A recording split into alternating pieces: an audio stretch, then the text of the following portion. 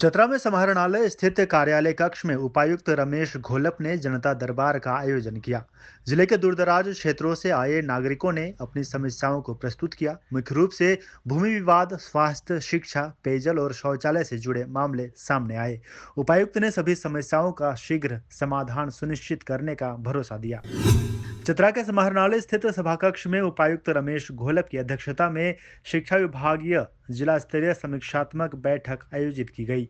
बैठक में निर्देशों के अनुपालन की समीक्षा की गई और कार्य को गति देने के उद्देश्य से योजनाबद्ध तरीके से काम करने पर जोर दिया गया। कस्तूरबा विद्यालयों में वित्तीय अनियमितता पर नाराजगी जताते हुए सुधार का निर्देश दिया गया। अगले 10 दिनों में प्रदर्शन में सुधार न होने पर कार्रवाई की चेतावनी दी गई। चतरा के इटखोरी में राजकीय इटखोरी महोत्सव 2025 की तैयारियों को लेकर माता भद्रकाली मंदिर परिसर में अंचलाधिकारी सविता सिंह की अध्यक्षता में बैठक हुई। विधि व्यवस्था और प्रबंधन पर चर्चा की गई। प्रखंड विकास पदाधिकारी सोमनाथ बांकीरा, प्रबंधन समिति और न्यास बोर्ड के सदस्यों ने भाग लिया। 3 दिवसीय महोत्सव की तैयारियां जोर शोर से चल रही हैं। लोग राजकीय इटखोरी महोत्सव को लेकर आज मंदिर प्रबंधन समिति और न्यास बोर्ड का बैठक किया गया, जिसमें सभी लोग उपस्थित हुए और मंदिर की जो आयोजन होता है बहुत ही भव्य होता है यहाँ पे, उसी की भांति हम लोग उससे अच्छा बेटर करने के लिए एक आज समिति का बैठक किए हैं, जिसमें कि आगे का तैयारी को लेकर चर्चा किया गया। साफ सफाई तैयारी, कलाकार को, रीजनल कलाकार को लेकर कौन आएंगे और यहाँ पे सबसे हम लोग इस बात पे भी फोकस किए कि यहाँ पे लोकल लोग जो हैं उनको भी सहभागिता दिया जाए, उनको भी यहाँ का मंच दिया जाए माँ भद्रकाली के शरण में, और ताकि वो रिप्रेजेंट कर पाएँ कि इटखोरी में ऐसे भी कलाकार हैं।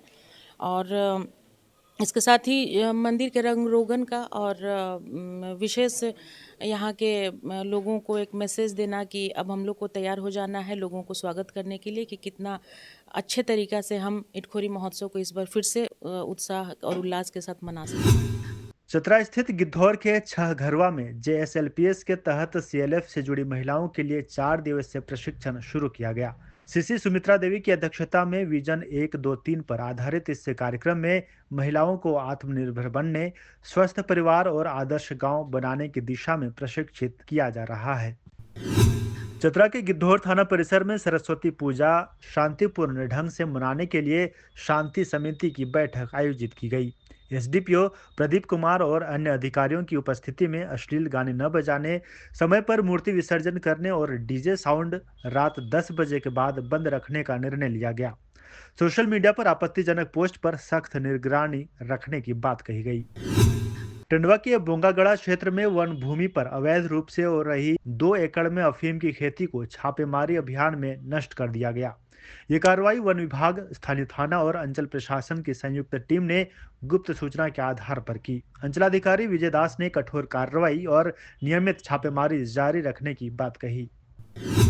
गोड्डा जिला मुख्यालय के चपरासी मोहल्ला स्थित वृद्धाश्रम में गणतंत्र दिवस के अवसर पर नगर थाना प्रभारी दिनेश मछली, पुलिस निरीक्षक मधुसूदन मोदक और महिला थाना प्रभारी गुलाब किस्पोट्टा ने बुजुर्गों से मुलाकात कर उनका हाल चाल जाना और आशीर्वाद लिया। अधिकारियों ने बुजुर्गों के साथ गणतंत्र दिवस मनाया और मिठाइयां वितरित कर खुशी साझा की।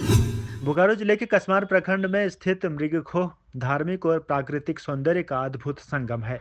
माना जाता है कि भगवान राम ने यहाँ स्वर्ण मृग का पीछा करते हुए खोह में तीर चलाया था, जिसके दूध की धार बहने लगी थी। डुमरकुदर पहाड़ी पर भगवान राम के पद चिन्ह भी देखे जा सकते हैं। इस साल मकर संक्रांति पर विशाल टूसू मेले का आयोजन होता है, जो इस स्थल को पर्यटकों के लिए और खास बनाता है। चक्रधरपुर रेल मंडल में यात्रियों की सुविधा के लिए चल रहे थर्ड लाइन बिछाने के काम का निरीक्षण डीआरएम तरुण भूरिया ने किया। आदित्यपुर से सालगढ़ी तक उन्होंने सिग्नल, ट्रैक्शन और परिचालन यंत्रों की स्थिति का जायजा लिया। सालगाजड़ी रेलवे क्रॉसिंग पर ओवरब्रिज बनाने की योजना पर चर्चा की गई। काम जल्द पूरे करने के निर्देश भी दिए गए। मोटू पतलू के फेम सौरभ चक्रवर्ती ने गणतंत्र दिवस के अवसर पर चाईबासा का दौरा किया। इस दौरान उन्होंने बच्चों और स्थानीय कलाकारों से मुलाकात की, उनकी सराहना की और मार्च में एक विशेष कार्यक्रम आयोजित करने का ऐलान किया। चक्रवर्ती ने सीजीएस स्टूडियो और शारदा संगीतालय का भी दौरा किया, जहां उन्होंने बच्चों के साथ गाने गाए और खुशी साझा की। चाईबासा के सूचना भवन में 24 जनवरी से 31 जनवरी 2025 तक कलाकृतियों की प्रदर्शनी आयोजित की जा रही है। इस प्रदर्शनी में जनसंपर्क विभाग द्वारा पुराने अनुपयोगी उपकरणों जैसे radio, tape recorder, mixer machine, typewriter आदि से बनी सुंदर कलाकृतियां प्रदर्शित की गई हैं। बच्चों ने प्रदर्शनी का उद्घाटन किया और बताया कि कैसे वेस्ट मटेरियल से उपयोगी वस्तुएं बनाई जा सकती हैं।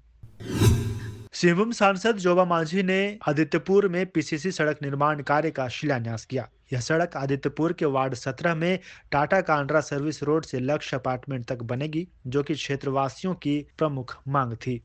सांसद ने स्थानीय नागरिकों से संवाद के दौरान जयप्रकाश उद्यान के सौंदर्यीकरण और पर्यटन स्थल के रूप में विकास की बात भी सुनी। पश्चिमी सिंहभूम जिले के मुफस्सिल थाना क्षेत्र में पिता की हत्या के दोषी संजय सुंडी और मनीषा सुंडी को न्यायालय ने आजीवन कारावास की सजा सुनाई। दोनों पर 25-25 हजार रुपये का जुर्माना भी लगाया गया। यह हत्याकांड 18 मई 2021 को हुई थी, जब आरोपियों ने आपसी विवाद में अपने पिता की हत्या कर दी थी। चक्रधरपुर रेल डीआरएम तरुण हुरिया ने आदित्यपुर रेलवे स्टेशन से ट्रेनों का परिचालन शुरू किया। नवनिर्मित स्टेशन भवन यात्रियों को बेहतर सुविधाएं प्रदान करेगा। उन्होंने बताया कि आदित्यपुर से जल्द नई ट्रेनें चलेंगी और टाटा नगर स्टेशन की भीड़-भाड़ कम करने के लिए और भी ट्रेनें चलाई जाएंगी। डायन कुप्रथा के उन्मूलन के लिए गुमला जिला समाहरणालय में कार्यशाला का आयोजन किया गया। उपायुक्त कर्ण सत्यार्थी और पुलिस अधीक्षक शंभु कुमार सिंह की उपस्थिति में आयोजित इस कार्यक्रम में छुटनी देवी ने अपनी प्रेरक यात्रा साझा की। नए कानूनों के तहत डायन कहकर महिलाओं को प्रताड़ित करने वालों को सख्त सजा दी जाएगी। ऐसू नहीं करता कि आप किसको ये करेगा वो करेगा। गुमला के सीएम स्कूल ऑफ एक्सीलेंस में जिला स्तरीय सोशल इमोशनल लर्निंग कार्यक्रम का आयोजन किया गया। कार्यक्रम में समग्र शिक्षा और भावनात्मक विकास पर चर्चा की गई, जिसमें एडीपीओ ज्योति खलखो ने बच्चों के समग्र व्यक्तित्व विकास को प्राथमिकता देने की आवश्यकता पर जोर दिया। मुख्यमंत्री हेमंत सोरेन से कस्तूरबा गांधी आवासीय बालिका विद्यालय पटमदा की बैंड टीम ने मुलाकात की, जिसने नेशनल स्कूल बैंड कंपटीशन 2025 में पूरे देश में प्रथम स्थान प्राप्त किया है। मुख्यमंत्री ने बैंड टीम को बधाई दी और कहा कि इस उपलब्धि से झारखंड का नाम रोशन हुआ है। उन्होंने बच्चों को बेहतर प्लेटफॉर्म देने की सरकार की प्रतिबद्धता को भी साझा किया। गुमला उपायुक्त कर्ण सत्यार्थी की अध्यक्षता में साप्ताहिक जन शिकायत निवारण दिवस आयोजित किया गया, जिसमें नागरिकों ने अपनी समस्याएं प्रस्तुत की।